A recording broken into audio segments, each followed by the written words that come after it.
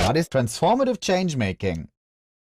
Imagine a sector in a society, let's say the energy, education, or the financial sector, in a deep crisis. Overcoming such a crisis is extremely difficult. Sometimes the political will for reform is lacking. Sometimes the speed and scope of implementation is not enough.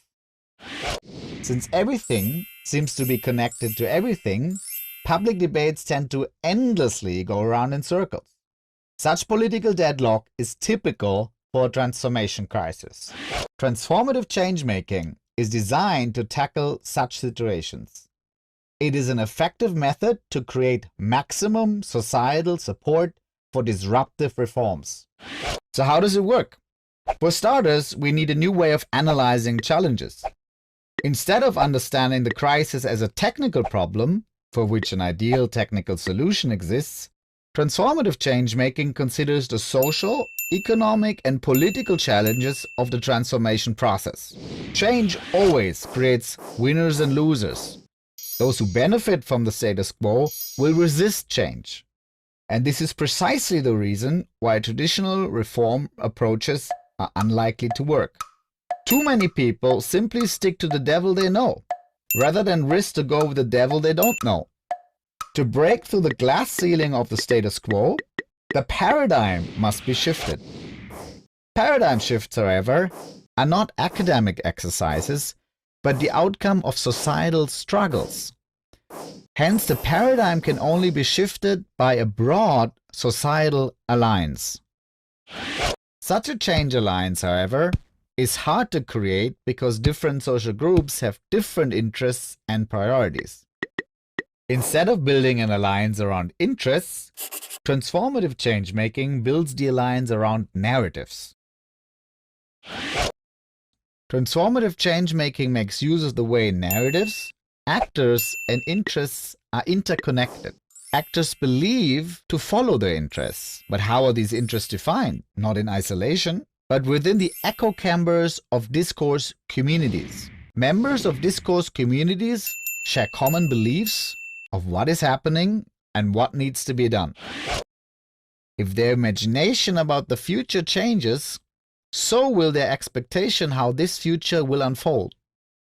Different expectations about the future lead to fresh calculations of risks and opportunities. In other words, when actors reimagine the future, they start to redefine their interests. And once they define their interests, they can come together in an alliance. A good change narrative has 5 elements. Threat. What is the danger of continuing with the status quo? Hope. What is the vision for a better future where the interests of key constituencies converge? Opportunity. Which game changers, such as technological innovation, demographics, or geopolitics, can create a window of opportunity to make this happen? Confidence. What gives us the confidence to say, it has been done before, so we can do it again? Ethical imperative. Why is the doable the right thing to do? To make this hope for a better tomorrow credible, narratives are not enough. Discourse needs to be translated into action. This is where the design of catalytic projects comes in. Catalytic projects are carefully chosen doables which exemplify the narrative. But catalytic projects do more than that. By giving early supporters an entry point to work together, they build networks of trust. By unleashing structural game changers, catalytic projects become the seeds of change. Change narrative and catalytic projects are 2 sides of the same coin. The narrative suggests which projects are best suited to exemplify the desired change. Successfully implemented catalytic projects give credibility to the narrative. Together, carefully crafted narratives and well-designed catalytic projects are the vehicles of transformative change.